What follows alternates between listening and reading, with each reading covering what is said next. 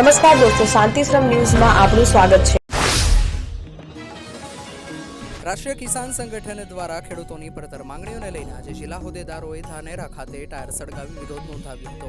જોકે તેમની માંગ છે કે ખેડૂતોને કર્જમાંથી મુક્ત કરવામાં આવે, સ્વામીનાથ આયોગ મુજબ ખેત પેદાશોના MSPના ભાવ આપવામાં આવે, વીજળીનું ખાનગીકરણ બંધ કરી સ્માર્ટ મીટર લગાવવાનું બંધ કરવામાં આવે સહિત મુદ્દાઓ સાથે સંયુક્ત કિસાન મોરચાના ઉપક્રમે આજે ખેડૂતો સાથે ઉગ્ર સૂત્રોચ્ચાર કરી માંગણીઓ જલ્દી સંતોષવામાં આવે તેવી રજૂઆત કરી.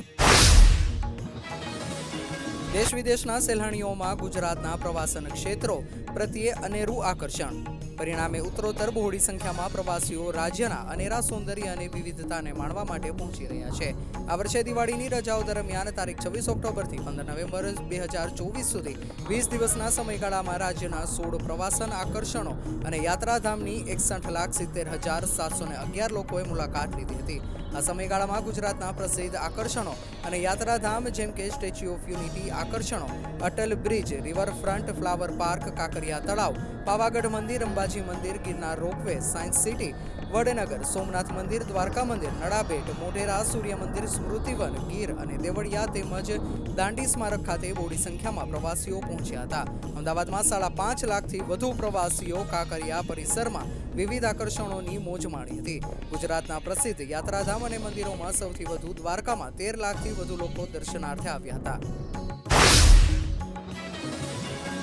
દીવ નલિયા માંડવી રોડ ઉપર આવેલ સિદ્ધરાજ ડેવલોપ્સ વિજયગઢ રેસિડેન્સી નજીક ગીરનો રાજા ગણાતા ડાલામથા વહેલી સવારે ગુલાબી ઠંડીના ચમકારા વચ્ચે એન્ટ્રી મારતા બલબલા રોડ પર પસાર થતા વાહન થંભી ગયા હતા. ગીરનો રાજા સિંહ દરિયા કિનારે બીચ નજીક આટા ફેરા મારતા હોવાની જાણ થતા લોકોના ટોળા ઉતર્યા હતા. રાડોરાડ થતા ડલામથા ગાંડો થયો હતો અને શાંત સ્વભાવ વચ્ચે મોર્નિંગ કરતો સિંહનો વિડીયો સોશિયલ મીડિયામાં પણ વાયરલ થયો હતો.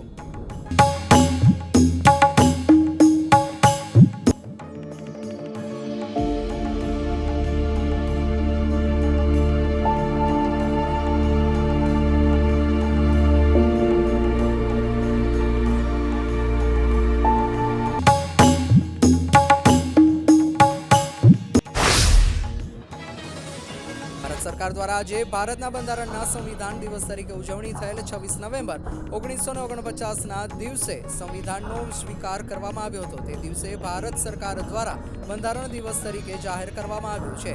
બંધારણ અંગીકરણના 75 વર્ષ થવા નિમિત્તે સમગ્ર રાજ્યમાં વર્ષ દરમિયાન વિવિધ કાર્યક્રમો યોજાશે.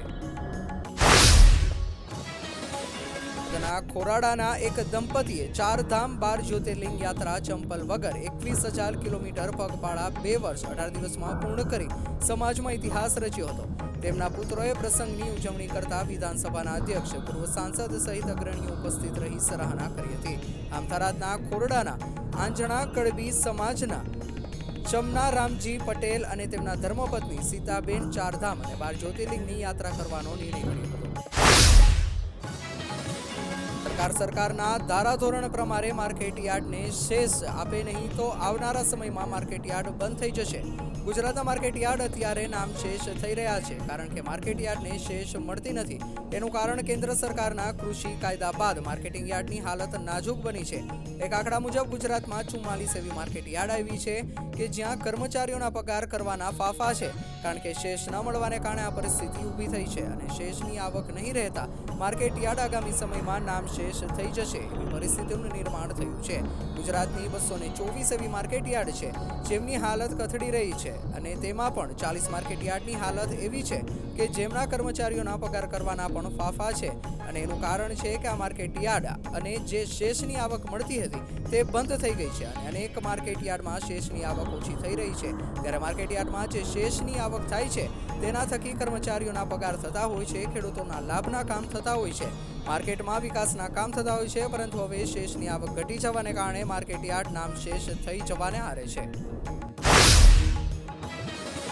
ગુજરાતના 40 લાખ ખેડૂતોની બનેલી સંસ્થા ગુજકો માસોલે દેશનો પ્રથમ જનરલ સ્ટોર ખોલ્યો છે, જ્યાં ખેડૂતોના ખેતરમાંથી વસ્તુઓ ખરીદીને લોકોને પોસાય તેવા ભાવે વેચવામાં આવે છે. ગુજકો માર્ટ જનરલ સ્ટોર ધીરે ધીરે લોકોમાં જાણીતો બની રહ્યો છે. આ પ્રકારનું મોડેલ સમગ્ર દેશમાં પ્રથમવાર લાગુ કરવામાં આવ્યું છે અને ગુજરાતમાં દરેક તાલુકામાં આવા સ્ટોરનું નામ ગુજકો માટે રાખવામાં આવ્યું છે. આ ભારતનો પહેલો જનરલ સ્ટોર છે જે ખેડૂતોના ઉત્પાદનો ખરીદે છે અને લોકોને વેચે છે. ખેડૂતોનું સંગઠન ગુજકો માસોલ સ્ટોરના સંચાલક તરીકે છે. ગુજરાતમાં એક વર્ષમાં 75 નવા સ્ટોર્સ બનાવવાની યોજના છે. અમદાવાદમાં સાયન્સ સિટી રોડ ખાતે આ સ્ટોર બનાવવામાં આવ્યો છે. સંવિધાન દિવસે ગૌરવ યાત્રા યોજાઈ. સવારે બાબા સાહેબની પ્રતિમાને પુષ્પાંજલિ અર્પણ કરી ગૌરવ યાત્રાનો શુભારંભ કરાયો.